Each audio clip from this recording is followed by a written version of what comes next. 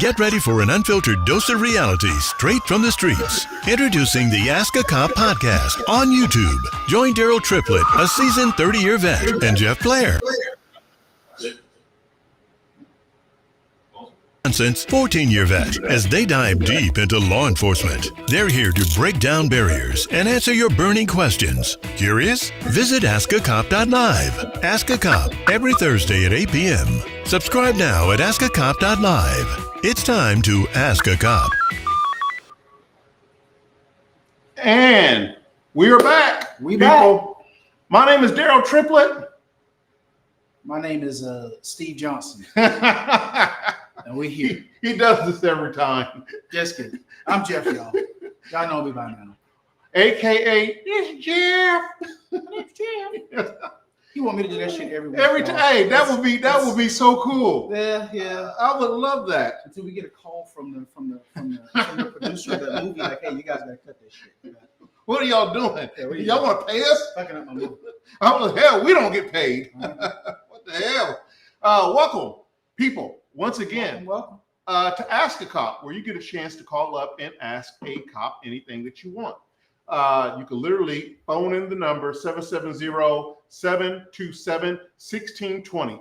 1620. You can phone up and you can ask the cop. You may have to wait in the queue a little bit, but you can always we'll get you on the air and be able to ask your questions, and we're going to answer it honestly. We're going to answer it truthfully. It may not be what you want to hear, but it's going to be the truth. It's going to be the law. It's going to be the truth. And it's going to be stern. Yep. So 770-727-1620. Before we get started, I want to say last week we reached over 9,000 streams last week. And we're going to try to beat that this week. And we're going to try to do that again.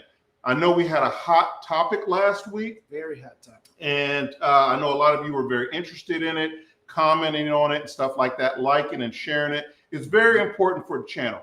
It's very important because remember, without you, there is no Jeff. That pretty much sums it up. Or me neither. I'm just here. I'm just here for the woofer. In the stakes. That's it. That is it. If that wasn't the case, I wouldn't be here. Oh man. But hey, I want to say one thing to you people. Cheers. Thank you for supporting the channel.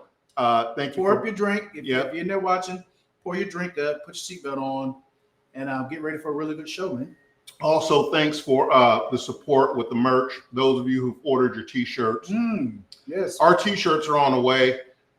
We got coffee mugs. We got all types of stuff on there. So just check us out. Glasses. Get the whiskey glasses so you guys can drink with us every Thursday at 8 p.m. Pour it up. Grab your cigar if you don't smoke cigars. Just grab something, something to eat, whatever. And get your weed. Let's get it. Jesus Christ. We're certainly going to cancel. I might as well say faggot. Jesus, what's wrong with you? I might as well say it. Shit, you got to get us canceled. Okay, so we're going to have a couple people calling in today. I want everybody to like and share the link. Like and share the link. We are live. So believe me when I tell you, hey, how you doing? Who do we got here? West Mag. West Mag. Digital marketer. All right. What's up, guys? What's up? What's up? What's up? What's up? Come on in here, guys. Come on in here. Come on in here. Welcome again. Welcome. Glad you're back. Glad you're back. Come on. Share the link, everybody. Share the link. I see everybody coming in. Welcome again. All right. Who's this saying? What they say? Same. Oh, okay. Yeah. Share the link, people.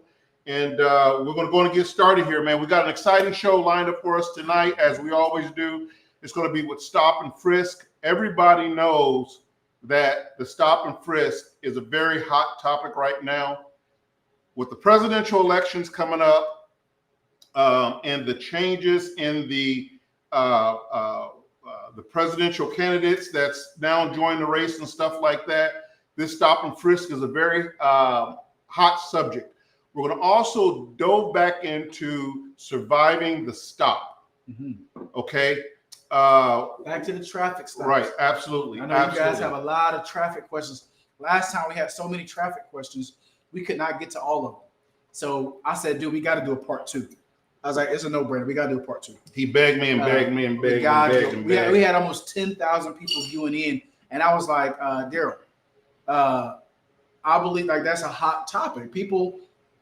Everybody drives. Not everybody. I mean, some people don't have cars, but you know what I mean. Everybody's been pulled some over. issue with traffic. Right. Yeah, they've been pulled over. Everybody's been pulled over. So you guys are gonna have some questions. Look, type the questions in, call in, and we're gonna answer them. We're gonna answer them all. I'm ready for this. I'm excited. Yeah, and also you can also send it in to info@askacop.live. Info@askacop.live.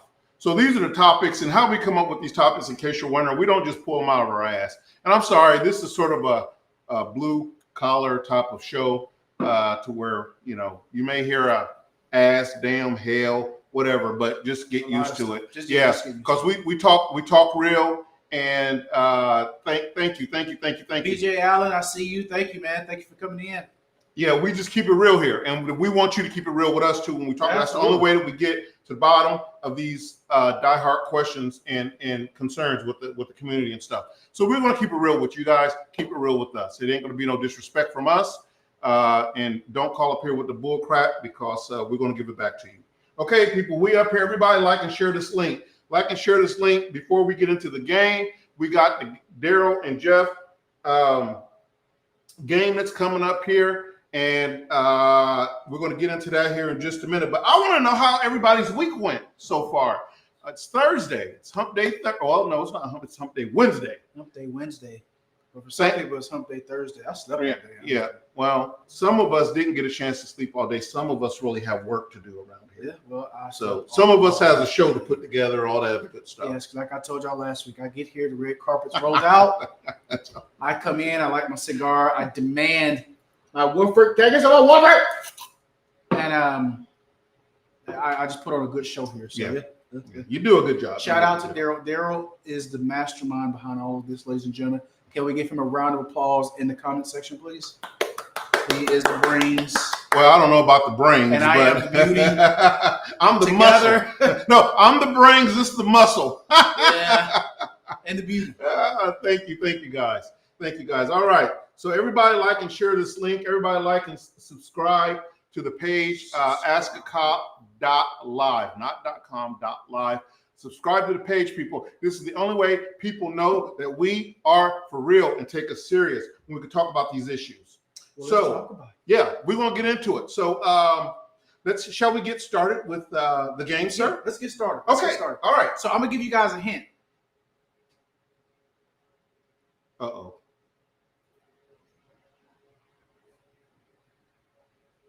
My producer put the hold on me. No, he didn't. Go ahead. Oh, okay. What was the hint? Yeah, it's all right. Yeah. Latasha Player. My sister, hey! Latasha! The church van is fixed and the members are in attendance. Oh, my God. Uh-oh. Oh, my God. Well, all right. I hope y'all got the holy water ready, because you're going to need it after this one. You're going to need it. All right, so listen. So here's the game. I'm going to give you guys, there's three choices on the screen, and you guys have to guess what's true about Daryl. Now, my philosophy is this. Don't follow me, but this is my philosophy. If any one of these have anything to do with eating, it's probably true about Daryl. Have you seen this guy? It's probably true. So here we go. A, Daryl used to build elaborate tree houses and then abandon them as soon as they are finished. Listen, any hard labor, he's not doing that shit. All right. Daryl has a habit. My bad. I'm not supposed to do it. Okay. B, Daryl has a habit of pretending to be a traffic cop, directing cars on his street with a homemade stop sign. You know, that shit. But C, Daryl enjoys eating. Need I say more? But I'll finish. I'm gonna finish. Daryl enjoys eating. I can't get past that part. Ladies and gentlemen, I think it's C. But I'm gonna finish. I'm sorry. Daryl enjoys eating peanut butter and syrup sandwiches, claiming it's his favorite snack. What do you guys think? Put in the comments. What do you think? You can even call in with the answer. What's the phone number? The phone number is Jesus Christ. You've had a little bird before. Jesus Christ, man. You don't want to know what I ate. Okay, don't. Oh, Okay. All right. You guys call in with the answer. Call in with the answer. I don't know why we're not seeing this here. Hold on a second. Let's see here. Let's see. Here we go. All right, we got 1B. 1B? We got 1B. Let's see. Okay. All right. 1B. All right. Somebody smart. Someone smart. Tends to be a traffic cop. He does. All right. Okay. Anyone else? Anyone else? A, B, or C? Read them one more time for them. Read it one more time. All right. A, Daryl used to build elaborate tree houses and then abandon them as soon as they're finished. Okay. B, Daryl had a habit of pretending to be a traffic cop, directing traffic. We got a C. All right. Desiree said C. Okay. BJ Allen says, I'm going to say B. All right. Vector says, hell. I don't know. I don't know shit. And then C is Daryl enjoys eating. Eating what? Whatever. You can't just leave that open. Eating peanut butter and syrup sandwiches, claiming it's his favorite snack. That's the ultimate ghetto meal, bro. Fucking ketchup sandwich. I never did that. I didn't grow up in the ghetto. I grew up in the suburbs, 2 parents, loving parents, a dog, a whole backyard. Must be nice. It was very Someone nice. said B. Okay. All right. Drum roll, please. Got a lot of B's. Y'all should have took my advice. What is it? The correct answer is C. I told you, motherfucker. The correct answer is C. I love peanut butter and syrup sandwiches. I don't know why. That's some up north shit. You're from Ohio, right? Yeah, I'm from Ohio. Yeah. I love peanut butter and syrup sandwiches. I love them. We eat them all the time. I don't care how much money you got, man. You got to make a peanut butter and syrup sandwich. All the good names are taken. Says peanut butter and honey is really good. Oh, I've got to try that. I've never tried peanut butter and honey. Now you go. She said this. That's old school. Yeah, that's old school, Des. Yeah. But God damn it, I'd never eat that shit. That sounds like diabetes. Oh no, it's not. Between bread. God, no, it's not. No, it's not. What you chase it with? Milk? No, I don't chase it with anything. Like what you drink behind it? Just regular peanut butter and syrup. Yeah, just the syrup absorbs the peanut butter, son. Oh my God! Do you have any ghettoism in you at all? No, I don't. I just told you. That is the most projectious thing. I was raised in the suburbs. Oh my God! Two-parent households. When I got off the school bus, my mother had some real snacks for me, bro. Here we go. Okay. For Jeff. Mm-hmm. Okay. Which of these strange behaviors is true about Jeff? Mm-hmm. Oh, here we go. Number A. Jeff used to dress up as a superhero and patrol his neighborhood, saving cats from trees that weren't stuck. Why did you say number A? Because he's a retard. Number A. I'm sorry. Letter A. My bad, people. Number A. Jeff's high school education here, buddy. Yeah. Number A. All right. Letter B. Jeff was so angry with his neighbors that he burned down his mailbox. Number C. You know me. Jeff had an imaginary friend named Bob who he insisted was the mayor of their town. Well, you just got to know the way Jeff's mind works. I'll give them to you one more time. One more time. All right. Letter A. Jeff used to dress up as a superhero, patrol his neighborhoods, saving cats from trees that weren't even stuck. Number B. Jeff was so angry with his neighbor that he burned down his god-darn mailbox. And number C. Jeff has an imaginary friend named Bob who he insists is the mayor of his town. All right, people, bring it in. What do you think? Someone said C. We got B. All right. Someone said C. BJ Allen says, I'm going with B. Jeff likes fire. Okay. God damn you, BJ. Yeah, hold on. All right. Okay. All the good names are taken says B. Aiken says C. C. We got B, C. Yeah. Which one do you think? Desiree, what do you think? What do y'all think? A, B, or C? I think I know which one this is. All right, well, let's see what the people say. I think I know which one this is. I'm going to go with So, tell you a quick story. Mhm. I used to supervise this guy, Don't tell him about some Jonesboro juice. and he used to come in every morning. He would always talk to himself. And I would always say, Jeff, who the hell are you talking to in the locker room? And he would just look at me with his little beady eyes, and he'd push his glasses up on his face. All right. And he'd look at me sideways, and he'd flex a muscle, and he goes, I'm talking to these guns. And he would kiss his guns. So I'm going to go with C. I think he's got imaginary fucking friends that he's talked to. Honestly, I was talking myself into doing that fucking shift. That's what I was talking myself into. Come on, Jeff. Not You can good. do it. Come on, Jeff. Don't go home. Just You stay can here. do it, Rocky. You Yes. can do it. Just stay here. Shit. I'm going to go with C. So we got B. Do I got any C's up there? Producer, I got any C's? We had a couple No. C's. Okay, we got a couple C's. A couple C's. All right. Hey, the best cops in the world. My Aaron Malcolm's in the house, y'all. Hey, Malcolm. Malcolm says, "Hey to the best cops in the world." Hey, this is Yes, to sir. a good preacher named Malcolm right here, man. He's a good guy. You can't sip this, but we're We gonna can't sip it but for we're you. gonna sip it for We're you. gonna sip it for you. And then, hey, look, hold on, and can you smell that? Don't burn the goddamn hot ass breath. All right. Okay. So All right, drum roll, another C. please. We got another C. All right. Drum roll, please. Which one is it? The answer is B. You freaking doggone firebug. I was a kid. And he pissed us off.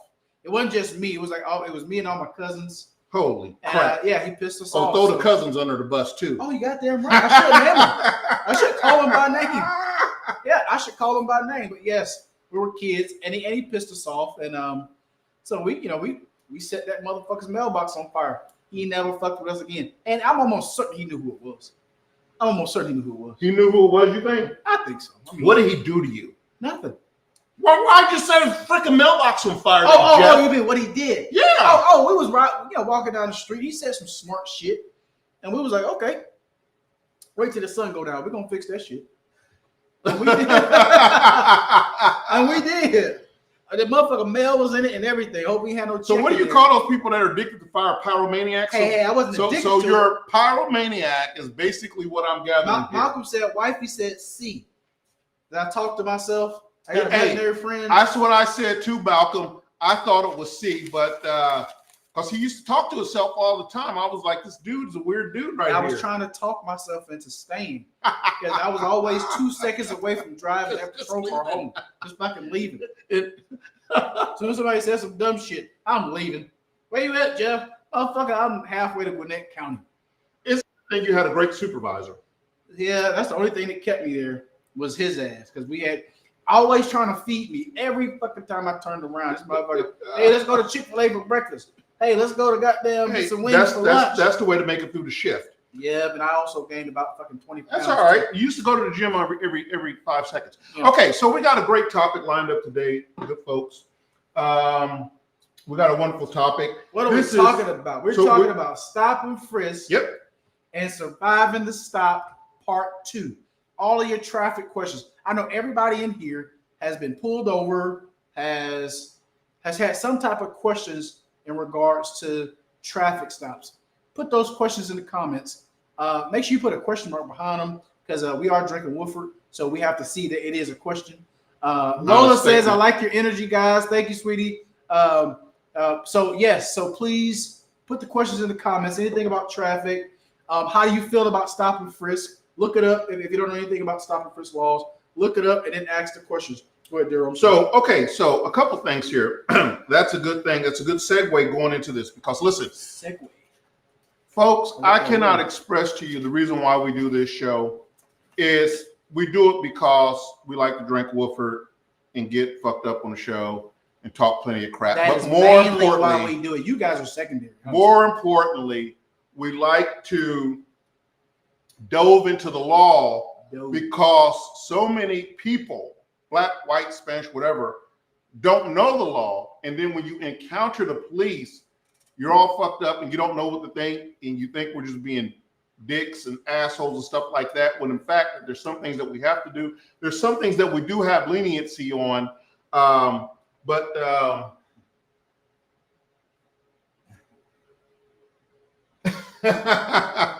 Are you on, Dawid? Or did you hit the link? Ask him if he's on. Type back to him, producer, and ask him if he's on. He's on? Okay. All right. Okay. So before we go into this real quick, I want to bring someone on real quick. Go ahead and bring him on. And I want to introduce you guys to someone who is a bit like my son, a very good policeman, a very good friend of mine. Awesome policeman. Don't let him borrow your car, though. Yeah. Oh, he gonna wreck that motherfucker. He gonna wreck that motherfucker. Oh, he gonna tear that motherfucker up 3 ways from Sunday. Wreck that motherfucker. He gonna get him. Trust me when I tell you. So I would like to. He gave us all birds. Introduce him. Bring him on in. Go ahead and bring him on in, producer. His name is Dawid Israel, and he is a very, very good friend of mine. Dawid, can you hear us? You're always talking shit. I should have got my iPad. Yeah, that shit's gone. He gonna tear that motherfucker out the frame. You gonna get that motherfucker back. You might get a muffler back. You might get a door back. You get a piece of it back. But anyway, I'd like everybody to welcome Dawid Israel. He's a very good friend of ours. He's a one hell of a fucking cop, and I will work with this guy any fucking day of the week. Israel, introduce yourself, man. Tell us a little bit about yourself real quick. My name is Dawid Israel. I've been in law enforcement for 12 years. My last HQ was with the city of Forest Park. That's me. Right. He's a go-getter. He's a good cop. He's fair. Like I said, he fits this show perfectly because he's about educating people and he's about enforcing the law when it needs to be enforced also. So don't take it as we some pushovers or some pussies or something, because we're not. We are very much, as a matter of fact, by the book, and we don't want to give you the smoke, but we will give you the smoke if we have to. The smoke. But more importantly, we're going to be fair about it. We're going to be fair and we're going to be consistent about it. So, Israel, today we're talking about stop and frisk, and we're talking about surviving a stop. Now, why I invited Israel on is because traffic stops is Israel's thing. That's where he gets most of his stuff from, all that other good stuff. So traffic stops is his thing. So I want to have him on with that. Steve may join us a little later in the show. Steve Turner, y'all very familiar with him. Thank you for scanning the QR code. Whoever scanned the QR code, thank you. It supports the show. It supports the show. Okay. Oh, we're up to almost 3,000 views right now. 2,650. Everybody like and share the link. Like and share, please. Yes. Okay, so Israel, we're going to jump into it real quick here. We're going to start with stop and frisk, and Okay. All right, so we're going to start with stop and frisk because stop and frisk is such a hot topic for you guys. Y'all money hungry. Y'all money hungry. Yes, that's right. You're damn right, y'all. How do you think? You see all this shit here? This shit you think this shit is free, Desi? Come on now. All right. So we got a little video for you. Go ahead to the next slide. Let's roll. Oh, hold on. We got a really good question to you. Okay. I'm sorry, y'all. I'm sorry, but we gotta say this question. So Israel, we got a really good question. Ian Williams says, how do you handle a DUI stop when the officer does not address you with the proper line of questioning? Okay. So Dawid, I want you to dive into that one. Did you hear that? That was from Ian Williams. How do you handle a DUI stop when the officer does not address you with the proper questioning? They jump right in. They are not bullshitting tonight. They jump right in. Welcome to our show, son. We don't fuck around. I'm trying to think, like, what is the proper questioning? Because it depends on the stop and the officer's safety. If you're dealing with a DUI, if you're on the side of the road, depending on the circumstances, sometimes you can't ask questions. Okay, let's just say so, because you're right. The question didn't have a lot of content. So I'm gonna play devil's advocate here. Now we don't want to see you silly, baby. Come on back. I'm trying to put it on my iPad, but go ahead. You know, when it comes to DUI stops, there's field sobriety, standardized field sobriety. Correct. So let's just say, for instance, the officer does not ask you. He does not ask the standardized questions and do the standardized actions the way that we're trained to do. How do you see that traffic stop going? It depends on what you pulled the car over for. Number one. Two, you have DUI, less safe, and per se. So there's two different types of DUIs. And in any event, you don't have to do field sobriety. You can charge somebody with less safe. A lot of people think when you think of DUIs and when you go to court, a defense attorney tries to tear you apart. Did you read them? Implied consent. Implied consent for drivers over 21. You don't have to read that. If you can prove that the person was less safe, you can still take them to jail and charge them with DUI. Wait. So Implied there's not consent a specific. has to be read. Implied consent has to be read. There's no getting around that. You can't skate that. Okay.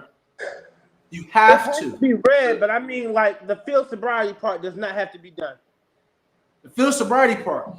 Now, it depends on who you have there, and like you said, there are variables to that. If you're field sobriety certified, then you are obligated to go through the steps of the standard steps, in which that's why we call it standard field sobriety. If I met an officer in California and me and him did field sobriety on me, it's gonna be across the board. Same here in Georgia. That's one thing that is the same from state to state. That's why we call it standard. So can I interrupt for just a second? Absolutely. So his question was, what do you do when the officer fails to ask you the proper questions? And I would say exercise, if he's not asking you the proper questions, exercise your First Amendment right and shut the fuck up. Shut the fuck up. I'm going to say it one more time. Shut the fuck up. Let me look something. Don't pry this motherfucker for questions. Yeah. Okay? But remember, everything's being recorded. So just shut up. But I do think to try to answer that question before some more come in, way implied consent that have to be read. BJ, yes, implied consent has to be read. Yes, it has to be read. If it's not read, that whole case will be thrown out. It will be thrown out, or they'll reduce it to like whatever, reckless stop or something. Reckless driving, reckless driving. But to answer that question, there are questions that has to be asked when there's a DUI taking place. You get up to that car. Me as a traffic car, when I get up to a car, I'm smelling. I'm using all my senses, right, to smell. I'm looking to see what's going on. So I'm asking certain questions. Have you had anything to drink tonight? If you did, what was it? XYZ.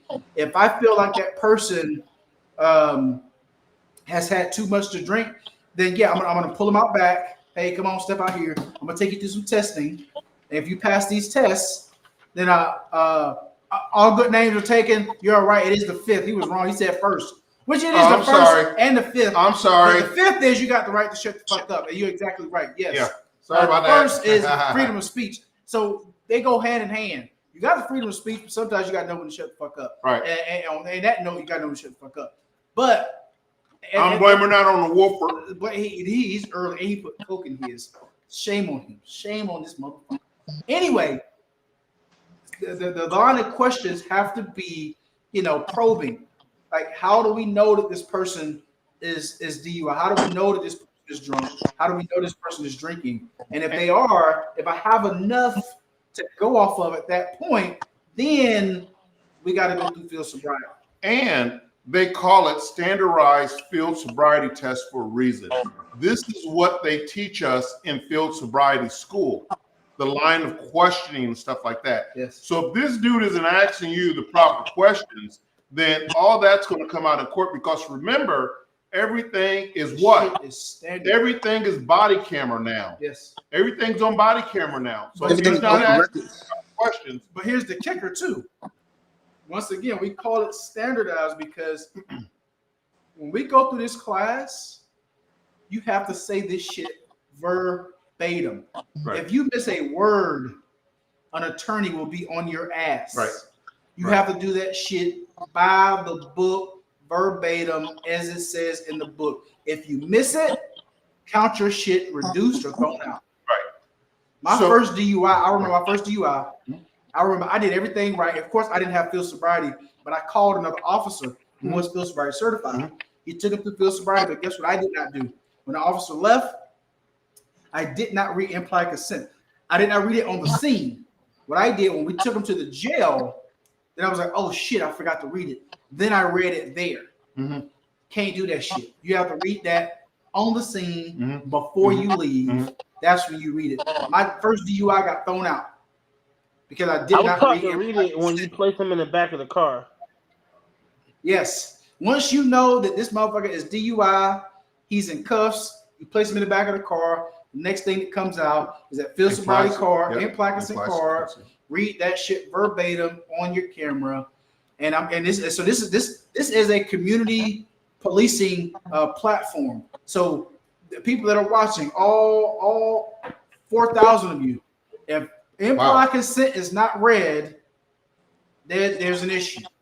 Now we got another really big question coming in by the same person, N. Williams. So, bro, can you see that? Let me see here. Hold on. They are coming in. So hold on a second. So stop, drop, and roll won't help. Jesus, my sister. Oh my Stop, drop, and roll. Oh, hold on. You just moved the question. I was trying to read it. I'm sorry. Hold on, people. Jesus Christ. Triple is a senior citizen, so. He is a senior citizen. There we go. We're back. Ask to consent to a Okay. All right, now we read it. Read it out loud. Read, speak up, son. Scroll it up a little bit, just a little bit. We can't scroll up. Yeah, they coming in hot. We gotta read them when they come in, son. Oh shit! Hey, BJ Allen, post that question again. So BJ says. Oh, hold on. Can we scroll up or no, son? Can we? We can't do it. Producer, okay. Don't do it. Don't worry about if you can't. Don't worry if you can't. Read them as they come in. Go ahead, interrupt us. Oh, there it is. Okay, here it is. There it is. BJ. Right, so BJ said, now if I was denied, taking one of the tests, what the hell? That the officer gave do they me. have the right to drop everything and take me to jail? No, they have to go through everything. Right. Once again, it's standard. Once they start that test, they have to go through everything. And then afterwards, they will determine. Now, there are cases where I've had a motherfucker who was so drunk, he could not stand up on his own. He couldn't do the walk and turn. It was too risky for him. If he would have fell over, bust his head open, that shit would have been on me. You. Right. So I stopped field sobriety at that point, and I said, my man, go ahead and put your hands behind your back. You're under arrest for DUI. I can articulate, why I stopped the test. He was too intoxicated, so I could not continue what was going on in that case. So, all right. So, real quick, people. Okay, N. Williams said if the driver is asked to consent to a blood and alcohol versus field sobriety, and the driver refused the blood and alcohol, but asks for the alternative. Field sobriety. What happens? Once again, that shit is standard. He can't hop out of his vehicle and say, "Hey, are you willing to blow?" It don't work like that. He can't do that. He can't do that. He's got to go through the steps. He got to go through the steps. He could call somebody, "Hey, dispatch, can you send me an officer that's field sobriety certified?" And then they could take it through field sobriety. But he cannot just get out of his vehicle and say, "I need you to blow." It don't work like that. Right. He has to have reasonable, articulate suspicion that you are under the influence of alcohol. Period. Yep. We're fine. Thank you guys for asking that. We're fine. We're doing great. Okay, so these questions are coming in hot. Oh, I know. Damn. Yeah, keep them coming, guys. Let's slow down for just a second and get back on topic for a second. Now, the next slide that we're going to show you is going to talk a little bit about stop and frisk. And I want to watch this video. And in Israel, I'm going to come back to you, and I want your opinion on this video. And then we'll dove into the next phase of it. So go ahead and play the next. So Hammett Live asks, "What is your topic about?" So the topic tonight is about stop and frisk, right? Surviving the traffic stop, part 2. Right. Look That's down what at we're the bottom talking of your screen. Yeah. Yeah, it's Stop right and at the bottom. frisk Stop and frisk. and surviving the traffic stop. Traffic stop part 2. So let's get this video going, and let's see what we got. Amazing Grace, right. amazing. Love you guys. Thank you for being here. We love you too. All right, go to roll the video. The Fourth Amendment to the U.S. Constitution protects individuals from unreasonable searches and seizures by agents of the government. But this doesn't mean individuals are free from all searches and seizures. Stop and frisk is a brief detainment and questioning of a person for investigative purposes when the officer reasonably suspects he or she is involved in or has committed a crime. It does not require probable cause. The stop may be followed by a frisk, a limited pat-down of the outer clothing. If the officer has reasonable suspicion, the person is armed and dangerous. The controversial practice has existed for decades in police departments across the U.S. But what is considered reasonable suspicion? It's a legal standard that an officer must meet in order to briefly detain and search a person. It's more than a hunch. An officer must be able to point to specific facts or circumstances in order to justify the stop and frisk. For example, a suspect who fits the description of a criminal runs after seeing police or drops a suspicious object after seeing police. If an officer doesn't have reasonable suspicion, the stop and frisk is considered unreasonable and violates the Fourth Amendment. Evidence obtained during an illegal stop and frisk cannot be introduced in court. If you're stopped, remain calm and refrain from arguing with the officer. Don't resist, run from, or interfere with police procedures. Ask if you're free to leave. If so, leave calmly. If you're arrested, ask for a lawyer immediately. Okay. So let's go back here to here. Let's go back to the cam 2 here. All right. So Israel, did you see that? Mm-hmm. Okay. What are your thoughts? Stop and frisk. It's just exactly what it says it is. You stop somebody, and pretty much, pat and frisk is patting down the outer clothing to see if someone has a weapon. If there's no weapon, if you don't feel a weapon, that's it. It's not a actual search. Right. So you're not going into the pockets. You're not telling them to lift up, making an intrusive invasion of them. So here's why this is so important. So here's why this is so important. So under this election, Republicans are trying to bring back stop and frisk. Democrats are saying that stop and frisk is unconstitutional. It violates people of color's rights. It's going to be used as a racial motivation tool and stuff like that. So this is the reason why when I seen stop and frisk, I said this will be a perfect time to talk about stop and frisk. Should we have stop and frisk? Should we not have stop and frisk? Let's dive into it. Let's talk about it. Because when you're talking about the Fourth Amendment right to be secure in your own home, personal effects and stuff like that, that's a huge deal, because I know that I don't want a cop kicking in my door on some bullshit, coming in and searching my stuff. But that's not what stop and frisk is about. That's not what stop and frisk is about. I believe and the notorious department who brought on stop and frisk was the city of New York back in the day, where, I mean, people were getting shot and killed left and right. Drugs were being rapidly sold on the streets, and officers had their hands tied. And Mayor Giuliani introduced the stop and frisk to where the officers, if they thought that had reasonable belief that someone was a drug dealer or had a weapon on them or something like that, that they can go up and pat them down. But what happened was, of course, mostly African Americans got the brunt of that. So a lot of cities have declared it a violation of someone's constitutional right, the Fourth Amendment right, for stop and frisk. So I want to know you guys' opinion on stop and frisk, because I believe that stop and frisk, when initially thought about and brought into play, was a grand idea. Okay, I thought it was a grand idea because it does allow the officer to ability to go up to an individual, talk to them, and determine whether or not A, this person is doing something illegal, B, whether this person has a weapon, C, does this person have drugs on them, is he a known drug dealer, blah, blah, blah, blah, blah. Where it becomes convoluted is that, am I just doing all black guys, or all Spanish guys, or all white guys? That's when it becomes racially motivated, and that's where it got out of control. So Desiree has a good question. She says, do y'all explain where and why you are frisking the particular citizen to make the goddamn it went away. They coming in hot today, y'all. That's all right. Go ahead. Bring Desiree back up. All right, here we go. Do y'all explain where and why you are frisking a particular citizen to make a frisk comfortable to both parties?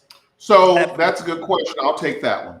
So when I stop someone and I have articulable, reasonable suspicion to think that this person may have done a crime, I'm communicating with that person.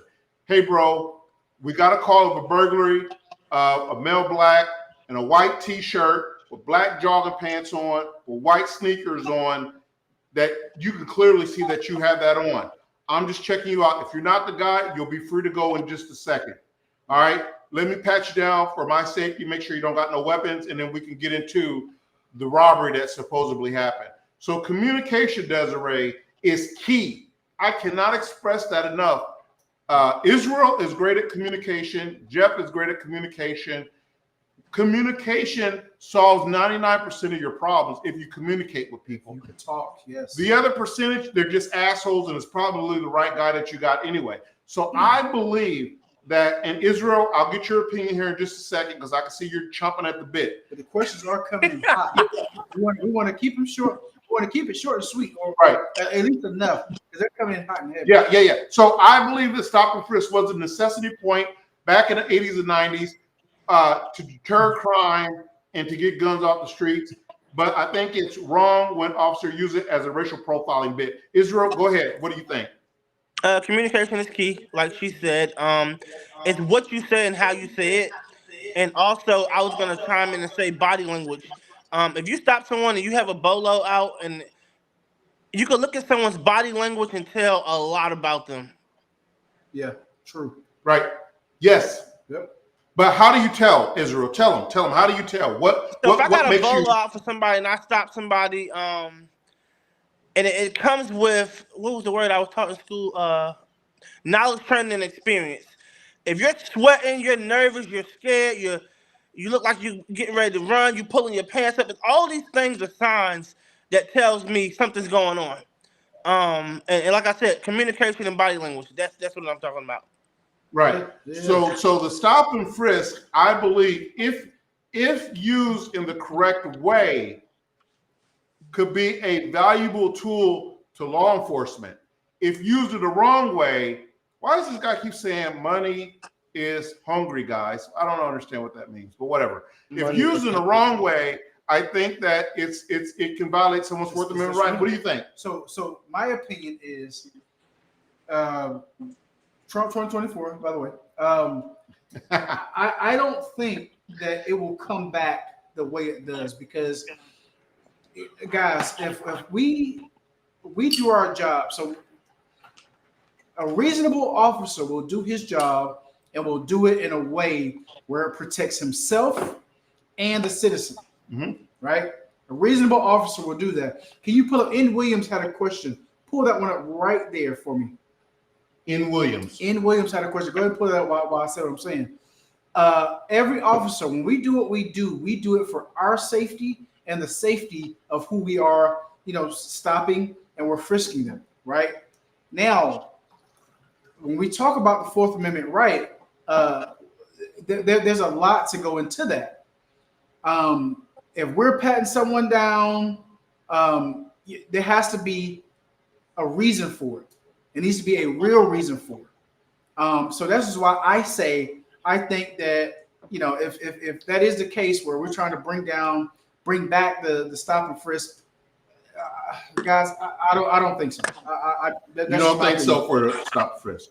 No.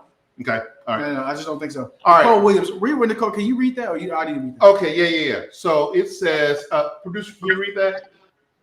Okay, so if you fit the description based off of your clothing and are coincidentally carrying a weapon, does this mean you're now the person you were looking for? Absolutely, positively not. No. Absolutely, positively not. That's just a baseline introducing this scenario to the scene. So I've stopped several people who's got on a white tee, black jogger pants, and white tennis shoes. That's not the person, and we quickly exclude them from that. And you're free to go on about you know your way. that's not your person, you let them go. You let them go. Goodbye. Take care, brother. Thank you for being cool. Our sister or whoever, thank you for being cool. You're free to go on your way. So but absolutely not. Also make contact. You explain what you're doing and why you're doing it. Some cops, I'm not gonna say it's right. Some cops just stop you and just go like for the jugular. But when I stop people, I stop them. I explain to them why I stopped them, why I'm doing what I'm doing, and if I find out quickly that that's not my person, I let them go. Yes, right. and that's the communication piece. That's how it should be. You're right, because there are some officers that are straight dickheads, and they'll be like, "I'm stopping you because you know what? Shut the fuck up. Turn around. Let me pat you down." We see it on camera every day.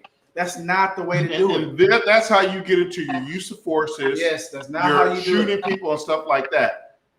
It goes from little to big real quick. Okay, now real quick, guys. We got to take a quick station identification here, and we got to pay some bills real quick. Do not log off.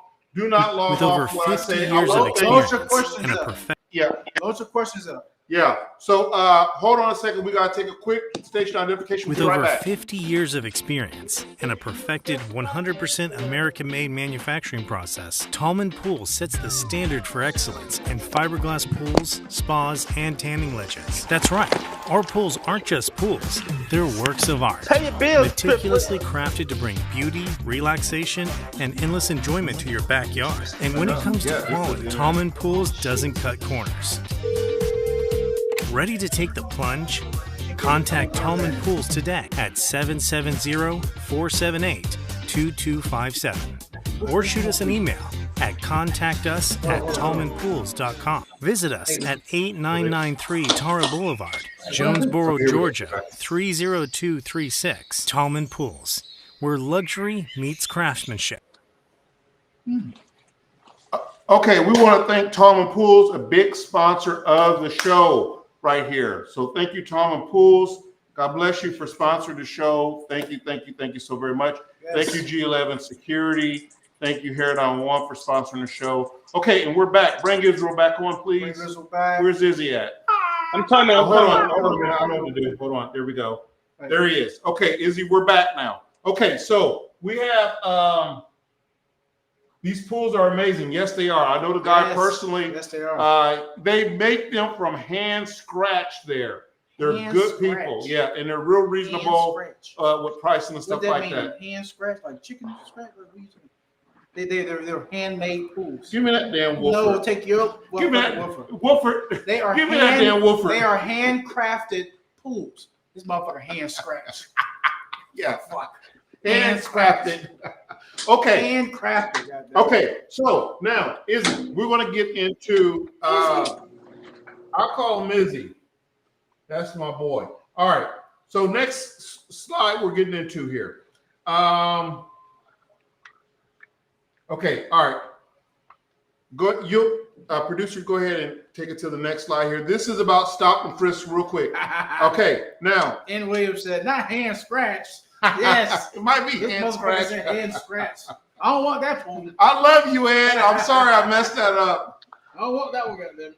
Okay, a brief overview of the presentation: the importance of understanding both topics in the community safety and awareness. The introduction to stop and frisk. Okay, go ahead to the next slide. Okay, the definition of stop and frisk.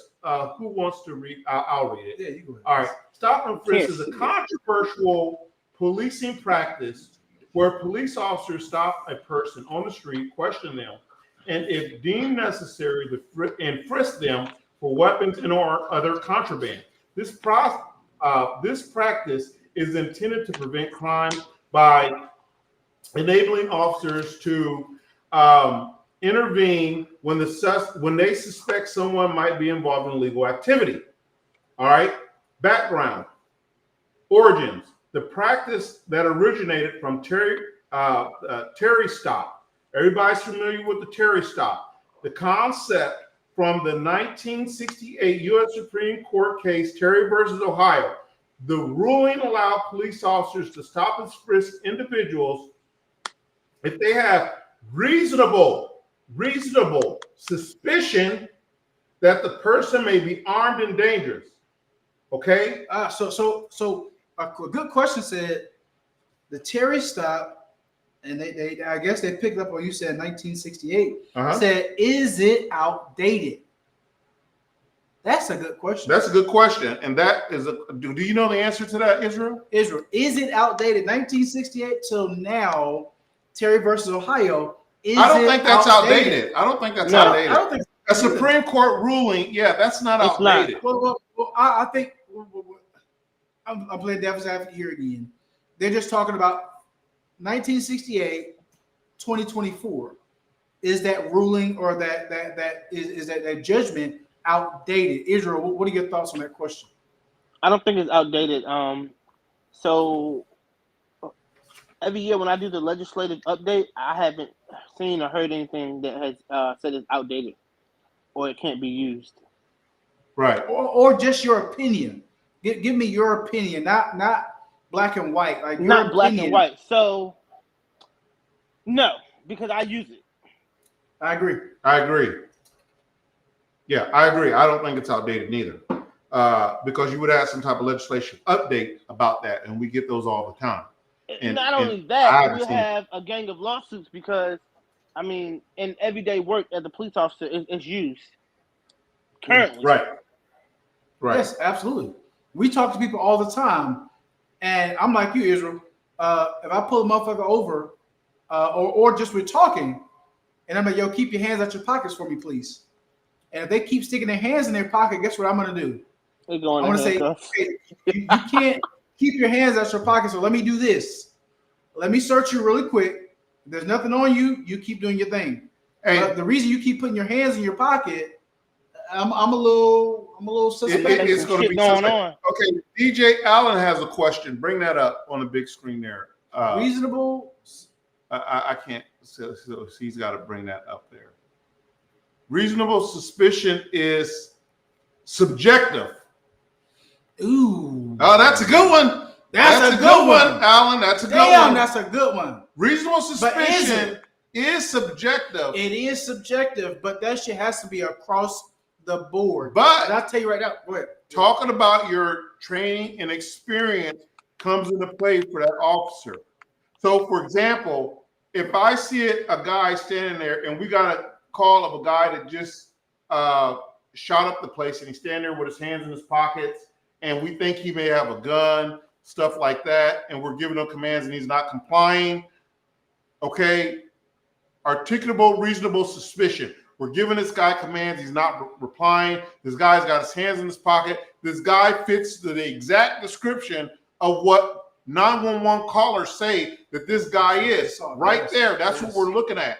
So articulable, reasonable suspicion, although it may be subjective, but it's also going back to the officer's training and experience also. Yes. Israel. Correct. Go ahead. You had a question? No, that is that your thoughts? That's in line? Absolutely. Right. So we will be able to say in court, articulable, reasonable suspicion of why we stopped this guy right there. All right. Okay, next slide.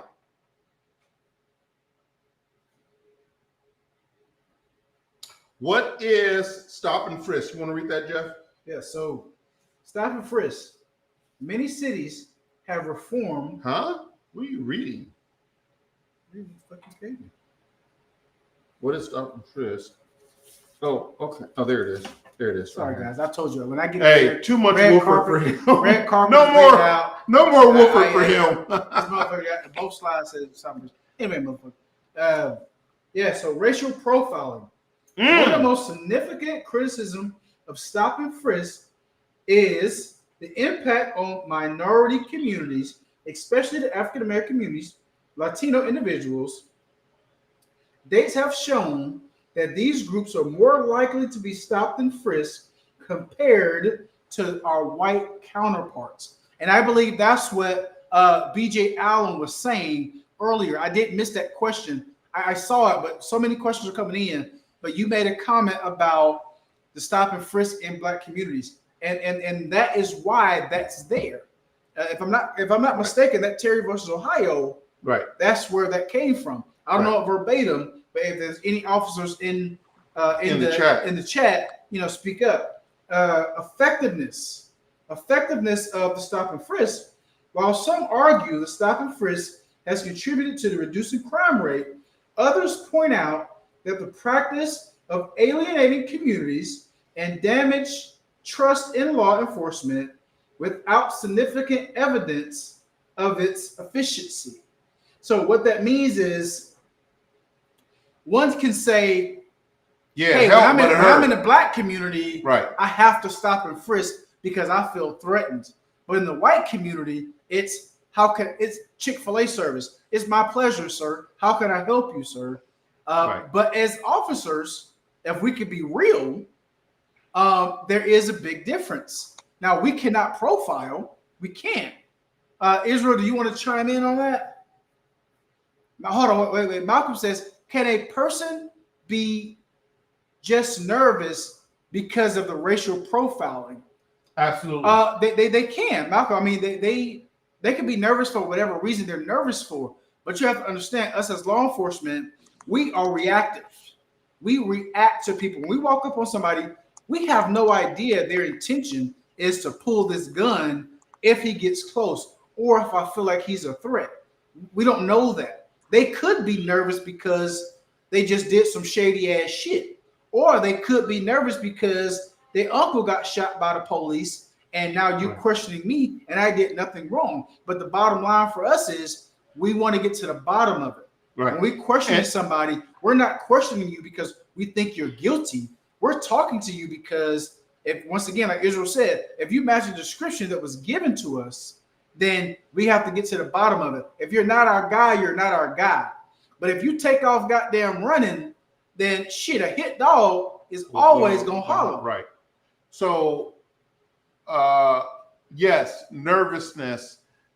You've got, as an experienced officer, and I think everybody on the panel can agree with me, as an experienced officer, you can sort of gauge with your experience and training nervousness from, I think this is our damn suspect. Okay? Sure. Because nervousness is going to give you all the information, the right information. Hey, check me. I don't have no warrants. I don't have this. I don't have that. You can, hey, look, I'm pulling up my shirt, this, that. I don't have no gun, no nothing like that. Officer, I didn't do anything. Versus suspect is going to be opposite of that. True. We could tell. There are times we could tell. Right. Yep. So that's a great question, but yes. So yeah, nervousness and actual Perkville, two different things here. Okay. All right. Going to the next slide. Malcolm said, thanks. I understand that. Thank you. Thank you, buddy. Yeah, all right. Y'all forgot legal and ethnic. Oh, shoot. Go ahead. You're not done. Legal and ethical. All right. Legal and ethic concerns. Numerous legal challenges have been brought against stop and frisk practice, arguing that they violate constitutional rights. Motherfucker, I'm not in school. I can read this shit. They violate constitutional rights, particularly the Fourth Amendment, which protects against unreasonable search and seizure. And so that's why I think, for me, just for me, to bring this shit back, it's going to create a lot of controversy. It's going to create a lot of stirring. I don't know. I think we need it. I'm sorry. These motherfuckers is out of control.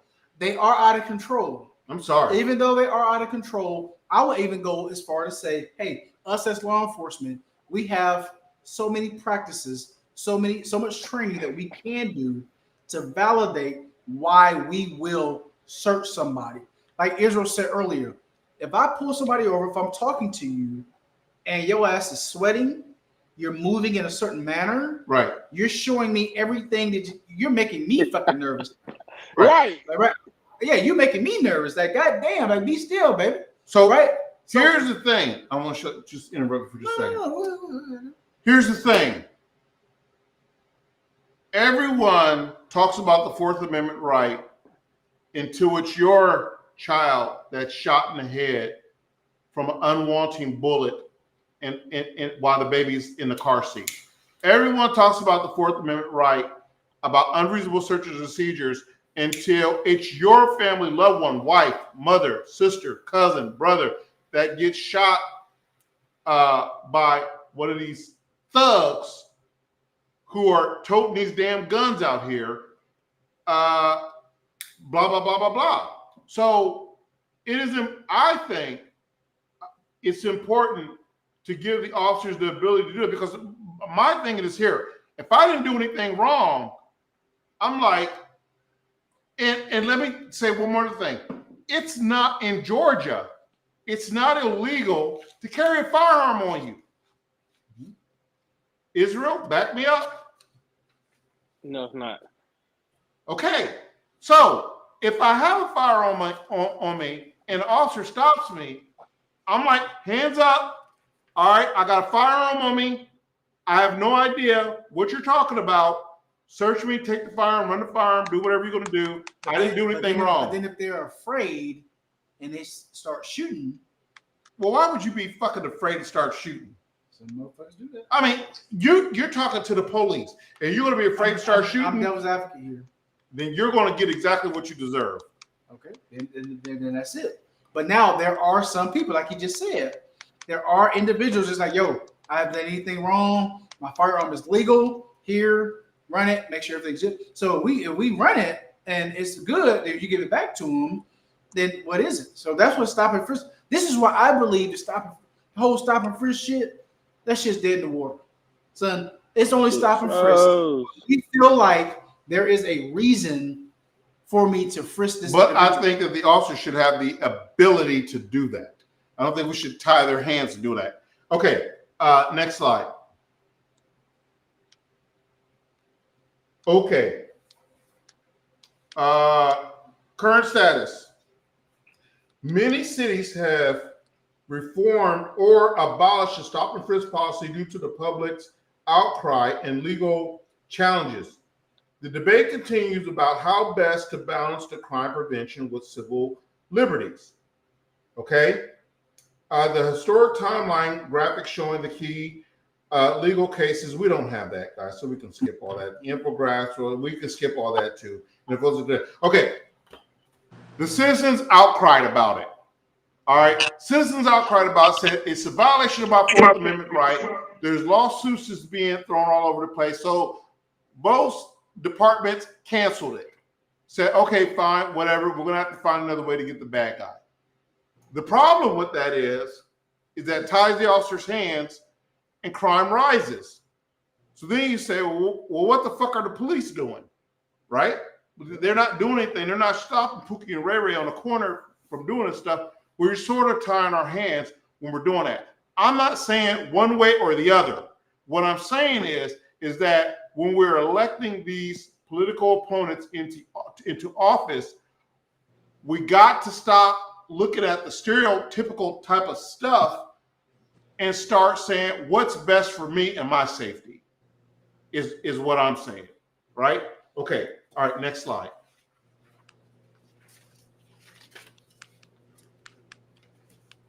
You want to take that? I feel like I'm in school. Well, you should be. You need to be in school.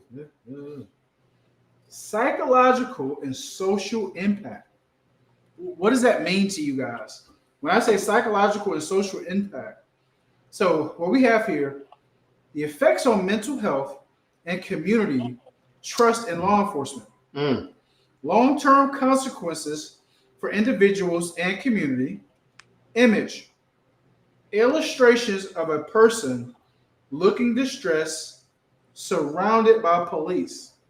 Guys, Okay. I'll be honest. This shit's not complicated. I had a guy just last night. I can tell this story. Just last night, he got caught stealing. And I said, my man, it was on camera. It's in your right pocket. He looked at me like, how the fuck you know it was in my right pocket? I know, sir. Just come with me. We're not locking you up. We just got to get your information. We're going to get you up out of here. What does he do? He fights. He whooped your ass again. No, he didn't. No, he did not. I snatched that motherfucker up and drug him about 50 yards to the office. Why are you fighting? Still continually fighting. So when we talk about psychological and social impact, guys, it's just that simple. As a law enforcement officer, when we ask you to stop, yo, stop. If you're dead to rights, like, yo, stop. Hello, I'm enjoying the show. It's opening up my knowledge on Stop-and-Frisk, Malcolm's wife. Oh, yes. Hey. Yes, love you. Love her. Yes. Yes. Okay, so I want to talk 1 second about one thing here that's very important. Israel, Go ahead. Jeff, you can attest to this. All right, let's go. Effects on mental health. Stop. Shit, our mental health. Fuck. Okay? I have seen over the last 10 years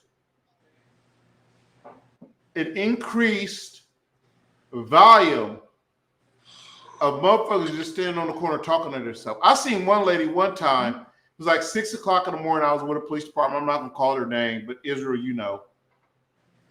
And it's 6 o'clock in the morning, and this woman is out on the corner of Tar Boulevard and Main Street, Damn, and she's fighting the air. She's fighting the air. The only problem is she didn't have any clothes on.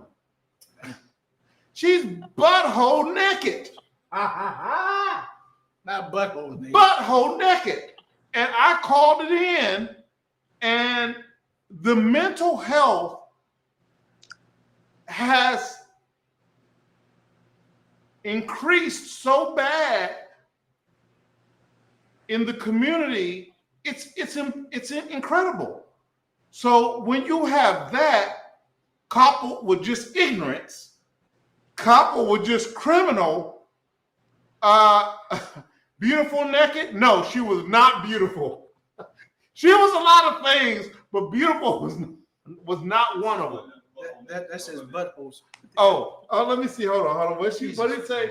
Butthole Butthole naked? Yeah, she was she was butthole naked. She was butthole naked out there fighting the air. And I went up to the lady and said, baby. I cut my batter. Boy, I don't mean to cut you off. I think we have a really good question. Do you agree with the stop and frisk when it's obviously necessary? However, a person's vehicle is an extension of their home. Hence, possibly, but use these big ass words, Nicole. Hence, possibly believe the possession of a weapon, safety for both parties. Yeah. So that is a good question. So for a law-abiding citizen, yep, yes, you're good to go. Your vehicle is an extension of your home. Yep. And a law-abiding citizen, we walk up to that window, they're going to say, officer, I just want to let you know, here, by the way, here's my license and registration, but I do want to let you know that I have a gun in the vehicle.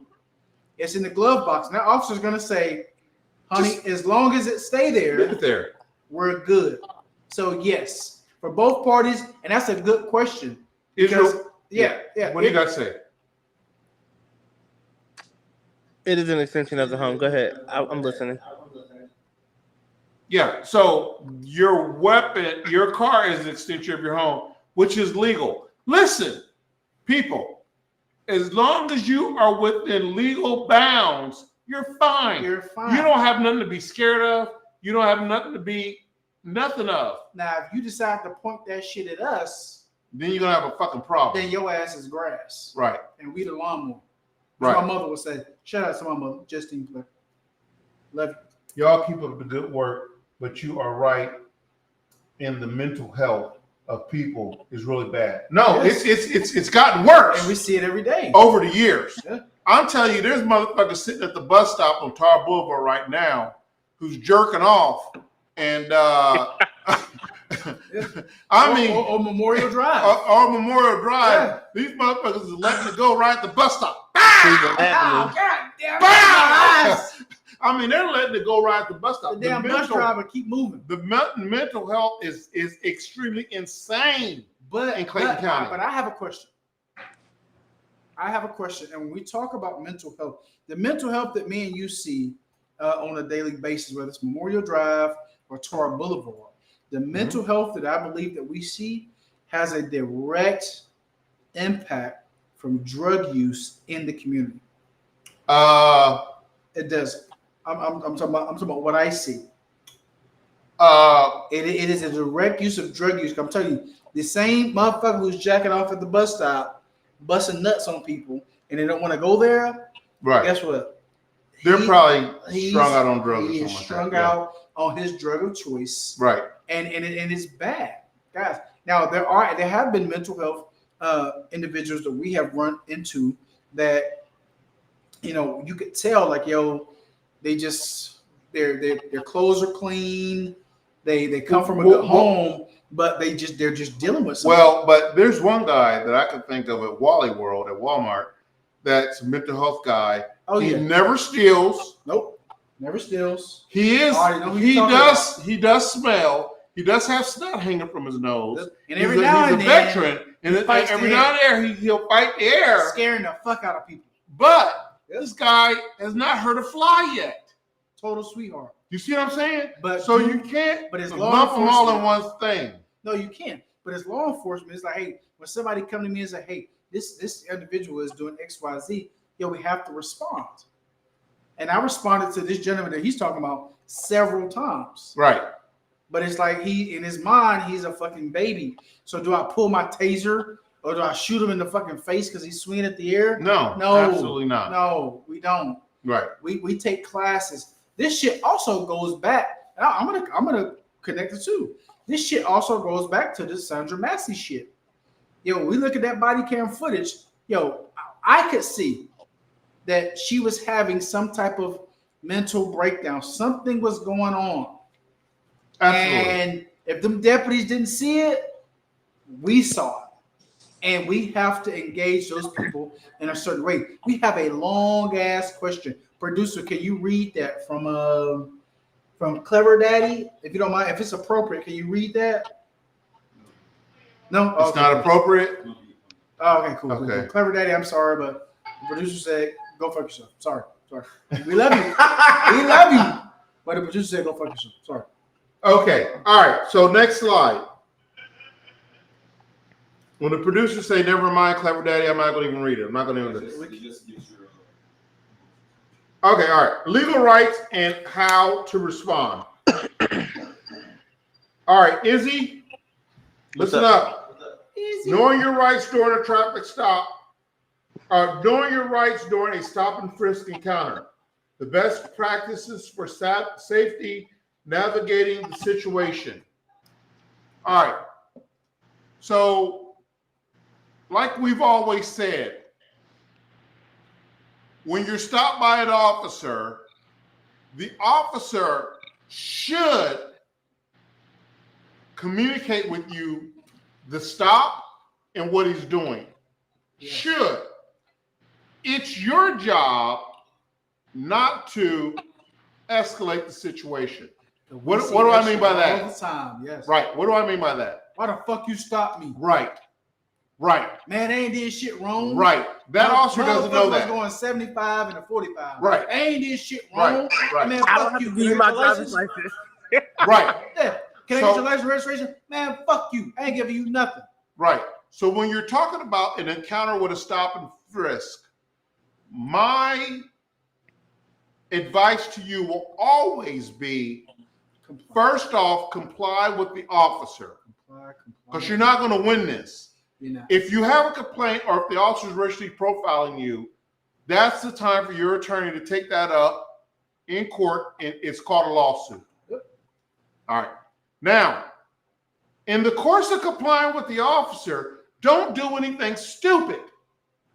If he tells you, slowly take your hands out your pocket, take your fucking hands out your pocket. Okay, we just don't need this. All right, obviously he's asking you that for a reason.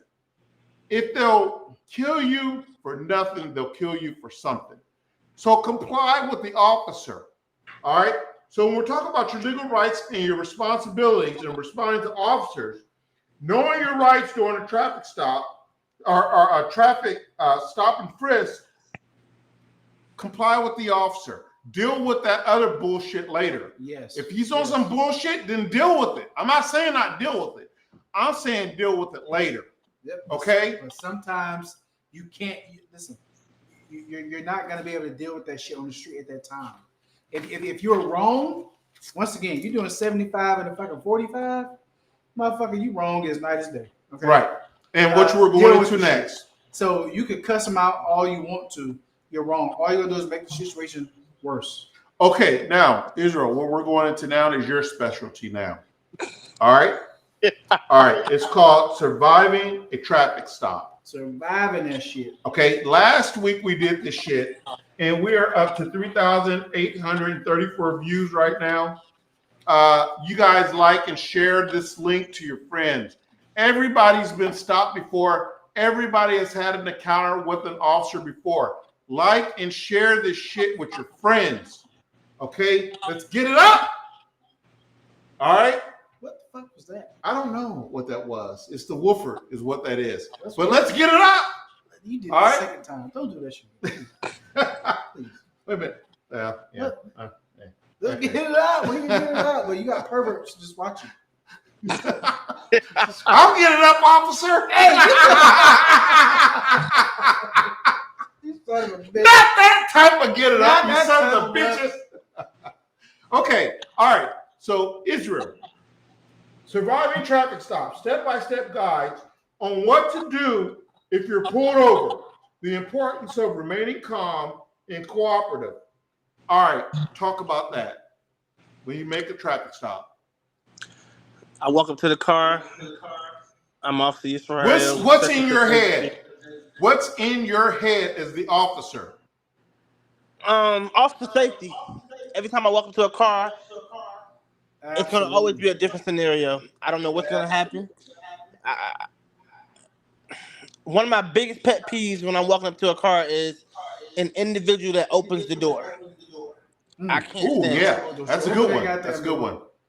Don't open that guy. Why is that a red flag for us? They getting ready to jump out. They know something's going on. They're bush bond. They got something in the car, weapons, drugs. It can go from 0 to 100 real fast. Yes. It can. What is that? What? That's our woofer. That's our woofer gun. Is it in a That's gun? our woofer. Yes. As you can see, we went through it already. Go ahead. That's the type of shit you don't pull out during my traffic stop. Exactly. You pull this shit out, talking about I got some woofer in it. We're gonna whoop your ass. I don't care if it's glass or plastic. Your ass. We're gonna whoop your ass with these 9mm.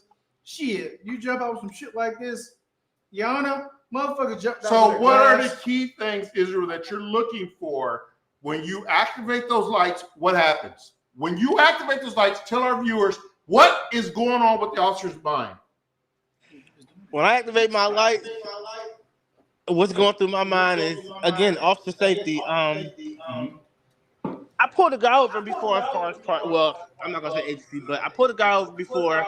You already Get did. behind him. I did. My bad. It's all right. And if he's pulling into this hotel parking lot, I see him lean down on the passenger side. So when I get up to the car, he's nervous, and I'm like, "What's going on?" I can smell drugs. I pull him out the car, search the car, shit hidden everywhere. But again, every traffic stop is different. When So you should ask his ass. You should ask his ass straight up. Yo, when I stopped you, I saw you lean over. What the fuck you reaching for? Oh, absolutely. What were you reaching for? What was you absolutely? Anytime you pull someone over, you're looking for them to stop, hands up on the wheel, car in park, off the brake. Anything other than that is it's gonna raise a red flag for me. Right. Absolutely. And so people, our viewers, you may say, I know some of you may say, F the police. I say that sometimes. Go to hell to the police. But the problem is this here, is that when those blue lights come over, you have a legal responsibility to pull to the right safely. Malcolm And says, you're going to Malcolm have says to, comply, always go home and stay safe. Malcolm, I agree 100%. absolutely. Yep. And To- if you were speeding, listen, you were speeding. Take the ticket, go home, pay the shit. To the people who tell their kids, you don't listen to those motherfucking police. You fight the police. You do this, you do that, you do this, you do that. You don't fucking take no shit from the police. Okay? You're itching your son, your daughter into a fucking body bag. Or Is jail exactly cell. right. Or a jail cell. Yes. Because the only thing that happens, listen, I've said this before, if they'll kill you for nothing, they'll kill you for something. Exactly. Comply. Deal with that other shit on the back end.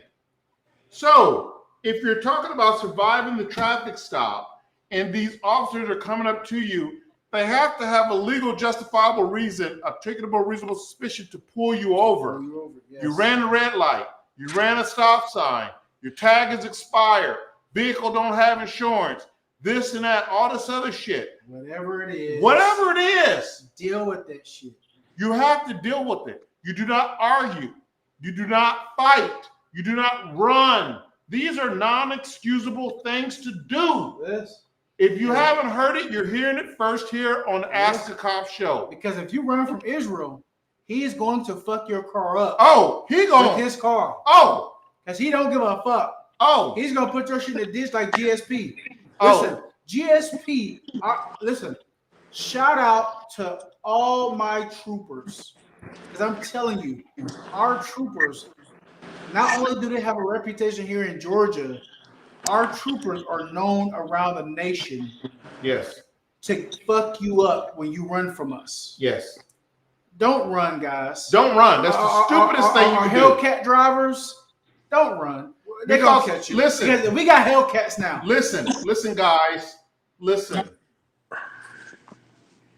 Whatever infraction that you are pulled over for, if you run, if you hit and kill someone, that's going to be double, quadruple the charges that you would have even had while we're fucking pulling you over for to begin with. Yes, it's gonna make it worse, and you're still gonna get caught. And you're still going to go to jail. Then we're gonna wreck your pretty little Hellcat, and then we're gonna take you to jail. Fuck that Hellcat. Fuck the Hellcat. I agree. We're gonna wreck You it, are and we're gonna putting go to jail. innocent lives in danger. Okay, you're putting innocent lives in danger. Now, surviving a traffic stop. Let's go back to this for just a second. I got to read some stuff to you. What do you do if you're pulled over? Stop. Okay. Pull the fuck over. As soon as you Don't drive notice 5 stop the signs. light and you hear the sirens, safely pull over to the right side of the road as soon as possible and safely to do. Use your turn signal to indicate to the officer that, hey, I know you're pulling me over. I'm trying to get over as safe as I possibly can. Or hazard lights. Or hazard light. Yep. Okay. This shows the officer that you understand why he's there and that you're complying with him. Number 2, remain in your vehicle. Listen, don't go jumping out your goddamn vehicle Next slide, please. with damn talking about why are you pulling me over. All that's going to happen is you're going to get a damn gun pointed in your face. Yes. All right, don't do that. Stay in your vehicle. Stay in your vehicle. Okay? Stay in your vehicle and keep your hands on the steering wheel. I always say, as a caveat to that, I tell my wife and kids, stay in your vehicle, pull over, cut your interior light on. Yes. Keep your hands at 11 o'clock and 1 o'clock. But always have Put your ID in it. in it. Yes. In your left hand. Y'all see TV. Okay? License registration, please. Right. You already know we're gonna ask for. You know what it is. Have that shit out. Have that shit out, ready to rock and roll. All right? Number 3. communicate clearly and respectfully. Let me tell you something. You can catch a lot more bees with honey than with vinegar. I'll say it again. You can catch more bees with honey than with vinegar. So I mean, if you come off with an asshole, show me a little cleavage and I'll let you go. That's what he mean. We're certainly going to get canceled. We're about to get canceled. I'm sorry. We're going to get canceled talking about cleavage. What do you think, Israel? Canceled or not? Canceled. Show me a titty and I'll let you go. Show me a nip. Show me a nip. Just one. I don't see two. Just show me one and I'll let you go. This shit happens in real life. For the fellas, hey, what happens? For the fellas, you just fucked. I didn't see anything but your license. They can show you a nip too. No, I don't want to see your nipple. Okay. Yeah, it's going to jail. All right. You show me number 3. Be respectful. Listen, I can tell you right now. I think Israel. I don't know if you were on a stop with another officer. There's 8,000 people in here hearing this lecture. So 8,000 people. Keep it coming. Everybody share. 8,000 people share. Okay. You can get more honey, more bees with honey than vinegar. In other words, if you're nice to the officer, even though he may be prickish, okay, if you're nice, you're going to get more leeway than if you're a dick with that officer. Yeah. Back and forth. Israel, your comments and concerns. I didn't hear the last part. Say it again. If you're a dick with that officer, you're going to get less leeway than you were if you were nice. Absolutely. Well, all right. Now, with traffic stops, know your rights. Your biggest right to get the officer what he needs, driver's license, proof of insurance, and shut the fuck up. If he's going to write you a ticket, let him write your ticket, go on about your business. Now, in the state of Georgia, I know we have people all over. It's 8,000 people here. I know last week we had a motherfucker from Canada. But when we talk about our laws, we're talking about the state of Georgia. In the state of Georgia, it is a privilege to drive on these streets. So when we walk up to that car, like when we say license registration, guys, you have to do it. There's no ifs, ands, and buts about it. When you got your driver's license in the state of Georgia, you didn't read the fine print, but it says Georgia is a privileged state. It is a privilege to drive on these streets. So when we pull you over, even go as far to read implied consent, because implied consent is also in that narrative when you get your driver's license. And it says if you do not comply on a traffic stop, your ass is grass. Cuts all ties. Cuts all ties. Okay. State of Georgia. Any other state that you're in, go back and you need to read that shit. Malcolm has a question. Can you read that, producer, please?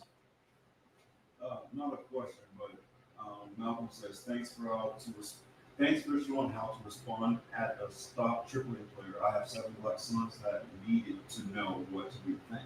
And that is very important. Mm-hmm. That is very important because honestly, it is our black kids, our black sons that receive certain stipulations on traffic stops. Okay, I got to tell you something. All right, don't let it be a surprise. No, it is a surprise. So I told you last week. I said if we get back into traffic stops again, I would tell you a story. And I'm gonna tell you a quick story because I'm a man of my word. Oh Lord. Everyone said, all right. Don't tell the story of West Mill. No, I'm not going to tell that story, Izzy. I'm not going to tell that story. But my son, who will remain anonymous, was pulled over by the police. And I live up in Forsyth County. Okay. Forsyth County is up north, way north past Georgia 400, all that stuff. It was known to be a very racist county. It is a lot of black people up here now, and it's really evening out. But at the time, 3 years ago, my son got pulled over. My son keeps his firearm in the city council. When he was pulled over by the cops, because we changed insurance companies, and it wasn't registering that we had insurance, even though we did. What does my son do? He goes in quickly, goes into the glove box to get his insurance card, and the cop sees the gun in the insurance card in the center console. Yells out, gun, gun, gun, gun, gun. They could have shot and killed my son right there. That's why you gotta say. So that was a turning point for him. And I went to the scene, and I thank those officers for not killing my son, because I don't know if they'd have been justified or not doing it, but I'm glad they did not, and I'm glad they exercised that right to be patient and to understanding, because there was a gun in the center console. And Console. Console. Yeah, you gotta let the tongue roll. That's the Wolford. Okay. Console. But my son, Jeff, this question is for you. Most people don't know, but can police officers ask you to step out of the car? Absolutely, Yes. they can. We Yes. talked about that last week. But motherfucker, he said, Jeff. I'm sorry. That's okay. Go It ahead. is the very beginning. Oh my I God. said, Jeff, this question's for you. Period. Go ahead, Jeff. Yes. In the state of Georgia, if an officer asks you to step out, you have to step out. There's no ifs, ands, and buts about it. If you are in these states, Case law. which we call Georgia, Yep. you have to step You out. have to step out. If you don't step out, we got a problem. Yep. If you pull off, we got a problem. So if you wind your window up and tell me go fuck myself, we got a problem. we got a problem. So, guys, what I want to express to you very clearly is this here. And I'm talking to the youth.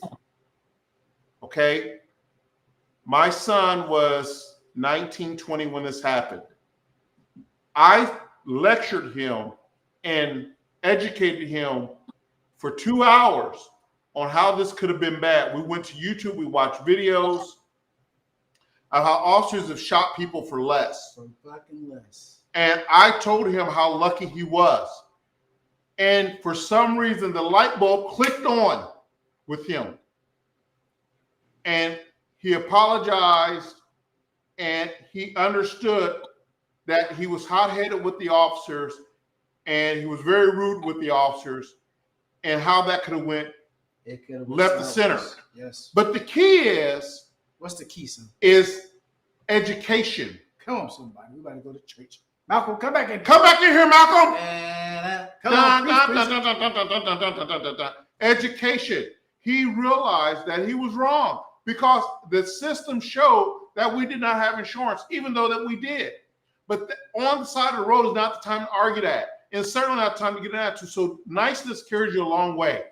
Okay?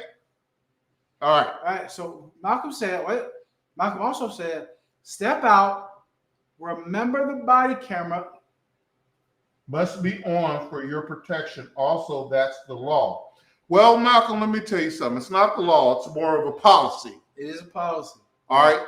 It's not the law. It's more of a policy. I don't know how many times I've talked to certain individual who's on this screen right now about having their body camera on. Oh, he knows who I'm talking about. Is it me or Israel? Well, it's both of you My body motherfuckers. camera. Everybody be like, is your body camera? I'm like, fuck. Okay, so Wait, it is. but Desiree also asked, we have another question. Okay, Why am I stepping out, officer? It all depends. It all depends. Watch this. I could do a traffic stop and the windows are pitch black. For my safety, I just need to drive. and your safety. And your safety, I just need the driver to step out so we can have a conversation back here. Right? So it could be just as simple as that. Or can you wind all your windows down? No, I can't. Cool. Go ahead and step out for me so we have a conversation back here.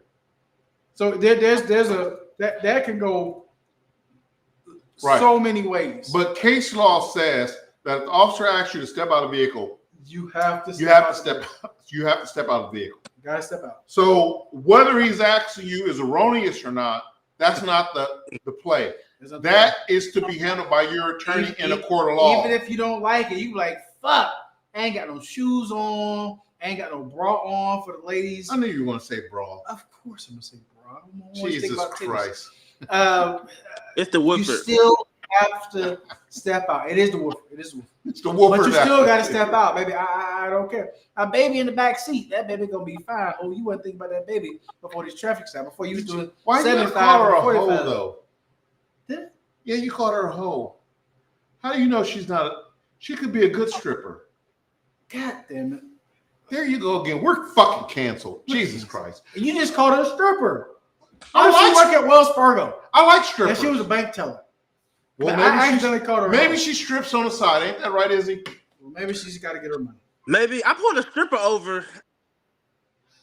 God damn it, Israel. God damn it, Israel. Where'd you go? We want to hear this fucking story. We're not leaving this fucking stream until we hear Israel's stripper story. Okay, you hear me? Can you hear me? Yeah, go ahead. Oh, here we go. Oh, my bad. I pulled a stripper over, and her license was suspended, but she had a permit to drive back and forth to work. And I asked her where she worked, and she told me she was an exotic dancer.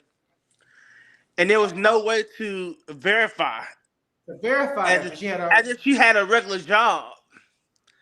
So yeah, that was just my little story. It was funny. I'm gonna verify that shit easy. I'd be like, you get your ass out this vehicle right now, and you do a fucking dance on the hood of this car right now, and you pop it and drop it like it's hot right now. Oh yeah, that was funny. Yeah, but you just left work. All right, go home. All right. So people, yeah, we make light of things. We have fun. We love this show, but comply with the officers because we don't want to see another motherfucker shot and killed over bullshit. And honestly, we hate for no reason. Right. We don't want to do this. All of us have been involved in use of forces here. We understand it. We love you guys, but at the same time, we can't get hurt. The way that we show up to work, our goal is to go home. Yes. With this. And ending this show, I want to let you know one thing. One thing. I have a lot of love for this community. Israel has a lot of love for this community. I just got here. And Jeff has a lot of love for strippers. Yes. Yes. That is okay. True. And we are, when we raise our right hand and take our oath of office, we swear to protect and break a mugger's neck if we have to. So people, cut us a little fucking slack. These guys are out there doing the best that they could do in a system that's always trying to knock you down. Because when you need us, you call us. When you need us, you ain't calling fucking Pookie and Ray Ray. You're not. You talk all the shit, fuck the police all you want. And if somebody hits you across your goddamn head, you goddamn right. Call the police 911, motherfuckers. Right. Yeah, we come in and then we got to. So people, just be kind to each other. If you can walk away from a situation, walk away, run away. I don't care how you do it. Mm-hmm. But with the Stop and Frisk, it's a very big deal because it's coming up in politics now. Follow it on social media. What does that say? Trip, player, great job. No strippers. God damn it. Damn it. God, we love strippers. Jesus. That's Malcolm's word. That's Mama. That's Jesus. Mama Malcolm said no strippers. Damn it. Okay, fine. Just not this week. Maybe next week. Maybe next week. But we want to really stress to you guys that as law enforcement, listen, no one wakes up in Israel. You can echo this. Desiree Sims said, yeah, y'all might get canceled. That's on we might. Then follow us at www.askacop.live because we ain't gonna stop even if we get canceled from YouTube. The truth is the truth. Or Pornhub.live. Pornhub.live. Jesus Christ. Yeah, we're fucking canceled, man. I'm sorry. Izzy. It's the word. I'm sorry. Israel. Go ahead. Do you have any encouraging words? Damn, there's 10,000 people watching this. Jesus Christ. 11 and 1. My friend's wife said, thank you. See you next week. Yes. She gonna throw some holy oil on us. We need holy oil for Christ's sake. Oh no, let me finish my due diligence and then bring the holy oil. Okay. Mama Malcolm, I love you. Mama Malcolm, we love you. God bless you. Thank you so much. We love you very much. We love Malcolm. You guys are great. We love everybody. All 10,000 of you who's watching right now. We fucking love people here. Yes, 10,000 people in the chat right now. I We can't see the fucking number. love you right now. We're telling you right now we love you. And we're going to continue to do it. Right now. It's time to go. We'll be back before you know it. I don't want to leave. You know the Trey song. No more Wooford for this guy over gotta here. Go right now. Thank you guys for I joining in know. with us. Izzy, thank you for joining in with us. We'd love to have you back on the show. My name is Daryl Triplett. My name is Trey Songz. Jeff. No, Jeff. Claire. This is Jeff Claire, and we appreciate you guys for tuning in. We love y'all. Israel, would you like to give one last shout out how people can get a hold of you, anything like that, any of your social media things real quick within the next 5 seconds? No, I'm good. Okay, all right. Israel don't want 10,000 people reaching out to them. Israel Daywad. Find him on social media at Daywad. Playerpimp.com. Player Pimp. I'm gonna get all y'all.com. Let a hoe know on Instagram. Not smack a hoe. Smack a hoe. Is it smack a hoe or let a hoe know? Let a hoe Let know. a hoe know. Is that it? Let a hoe know. Let a hoe know. On Fuck Instagram. around and find out. Listen, y'all, we love y'all. Yes. We gotta go. Till next week, another hot topic. Y'all chime in. Tell us what you like. We're gonna talk about it with some Wooford. Listen, don't let us be the only ones up here drunk smoking. Please don't. Y'all gotta pour up.